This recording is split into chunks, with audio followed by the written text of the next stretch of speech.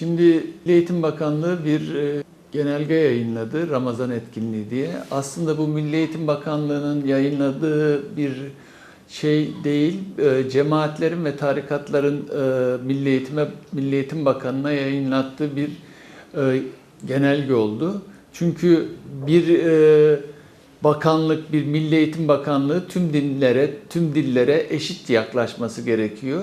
Yani laik ve kamusal eğitim dediğimiz tüm insanlar, bugün öğrencilerin dinine göre değil, tek mezhep, tek din olarak değil, her dinden, her mezhepten insanlar okullara gidiyor ve kendi dinleri var, kendi dinsizler var, bir sürü insan var ve burada devlet bağımsız olması gerekiyor. Bağımsız olması gerektiği halde tüm dinleri yok sayarak sadece tek mezhep, tek din üzerinden insanları yönlendirmeye, öğrencileri biat ettirmeye çalışıyor. Bu aslında laik eğitime karşı, kamusal eğitime karşı yapılan bir darbedir. Bugün bakanlık bunu yapmıştır ve bunun emrini veren de maalesef bu hükümettir. AKP hükümetinin kendisidir. Ve dediğim gibi maalesef Milli Eğitim Bakanı bugün Milli Eğitim Bakanı değildir. Tarikatların ve cemaatlerin bakanlığının tetikçiliğini yapmaktadır ve onların bakanıdır. Bizim bakanımız olamamıştır. Bizim bakanımız olması için herkese eşit davranması gerekiyor. Herkese eşit uzaklıkta olması gerekiyor ve bilimsel, laik bir eğitimi savunması gerekiyor. Bunun üzerinde eğitimler oluşması gerekiyor. Bugün dünyaya baktığımızda bilim gittikçe ilerlerken biz bakıyoruz çok geriye düşmüşüz. Hala bazı şeyleri yok sayarak eğitim verilmeye çalışılıyor. Bu da hani bakanlığın uyguladığı son politika ve kötü bir politika. Ve hani buradaki amaç nedir biliyor musunuz? Aslında biat eden, düşünmeyen, sorgulamayan bir gençlik yaratmak istiyorlar. Kendilerine biat edilmesi istenen bir gençlik yaratılması isteniyor.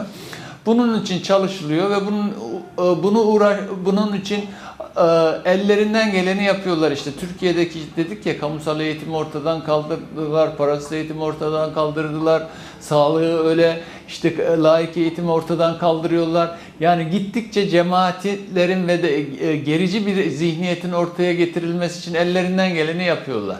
Bir insanın diniyle de bu tarikatlar, cemaatler o insanların duygularıyla oynuyor. Yani ve bakıyorsunuz bu tarikatlar ve bu cemaatler çocukları istismar ediyor. İşte gördüğünüzde örneğin Konya'da yaşanan, Adana'da yaşanan, işte döşeme altında yaşanan tarikat yurtlarında çocuklar istismar edilmiştir. Yani aslında bu tarikatlar orada kendilerine bir alan açıyorlar ve kendilerinin nemalanma alanı oluyor ve bunları insanları sömürerek yapıyorlar. İnsanların dini duygularını sömürerek yapıyorlar ve maalesef hükümet de bunlara izin veriyor. Bunların her dediğini yerine getiriyor. Yani hani bir insan bir dine inanıyorsa Allah'la kul arasında olan bir şeydir. Ama bu tarikatlar bunu kullanıyor. İnsanları kullanıyorlar. Hem kadınları kullanıyorlar, hem çocukları kullanıyorlar, hem kız öğrenciler hem erkek öğrenciler kullanıyorlar ve istismar ediliyor. Bakın birçok şey bunlarla ilgili basında bir sürü Adana'da oldu, Karaman'da oldu, biliyorsunuz bir sürü sorun yaşandı ve hep bu tarikatların ve cemaatlerin yüzünden bu istismarlar yaşanıyor. Ama hükümet de maalesef bunlarla olabildiğince proje imzalıyor, proje sözleşmesi yapıyor Milli Eğitim Bakanlığı. Bunları kapatması gerekirken hükümet de ama şimdi bunları kullanıyor. Bence burada velilerin örgütlenmesi gerektiğini, veliler, baro, herkes birlikte ve asıl öğrencilerin velileri, yani bir velilere üye olmayabilirler ama biz hani derneğe üye olmayabilirler ama çocuklarımıza sahip çıkmamız gerekiyor. Başta veliler sahip çıkması gerekiyor ki birlikte tepki koymamız gerekiyor. Yani çocuklarımızın geleceğini karartan bir sisteme doğru gidiyoruz. Bunu da Milli Eğitim Bakanı maalesef kendi elleriyle yapıyor. Bilimsel laik eğitimden uzaklaşarak yapıyor. Bir, bütün velilerin örgütlenmesi. İki, sendikaların bu konuda görüşleri alınması ve bilimsel, bağımsız bir, tarafsız bir Milli Eğitim Bakanı'nın getirilmesi gerekiyor acilen. En basit çözümlerden biri de budur ve gerçekten bugünkü eğitim sistemimizde de bu değiştirmemiz gerekiyor.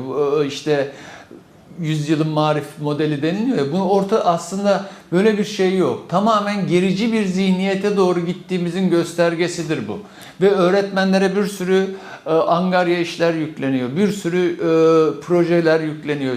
Hani öğretmenler kendi mesleğini yapmaktan imtina ediliyor, başka şeylere yönlendiriliyor. 21 Şubat Dünya Ana Dil Günü.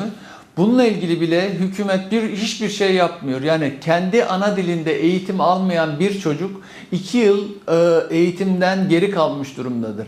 Yani bunu örgütlemesi gerekirken, her çocuk kendi ana dilinde eğitim alması gerekirken bile dönmüş dini eğitim vermeye çalışıyor. Tamamen işte bilimden uzak, gerici bir eğitime doğru gidilmenin önünü açmış oluyor.